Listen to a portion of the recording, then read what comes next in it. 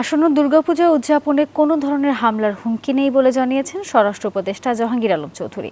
বাইরে থেকে আসা নেতিবাচক কথায় কান্না দেওয়ার আহ্বান জানিয়েছেন তিনি। বুধবার বিকেলে রমনা কালী মন্দির পরিদর্শন করেন তিনি। বলেন, এবার পূজা গতবারের তুলনায় আরও উৎসবমুখর হবে। এবার পূজা মণ্ডপের সংখ্যা বাড়ানোর কথাও জানিয়েছেন উপদেষ্টা। বলেন, সারা দেশে পূজা উদযাপনে বরাদ্দ বাড়িয়ে ৫ কোটি টাকা করেছে সরকার। নিরাপত্তা নিশ্চিতে একটি অ্যাপস চালু হয়েছে বলেও জানিয়েছেন তিনি। আপনাদের আমি আশ্বস্ত করতে চাই, গতবারের চেয়েও এবার পূজা আরো ভালোভাবে হবে। এটা খুব উৎসব মুখর হবে এবং সবাই এটার পবিত্রতা বজায় রাখবে। কোনো ধরনের কোনো হামলার কোনো হুমকি নাই, সব কিছু ভালোভাবে।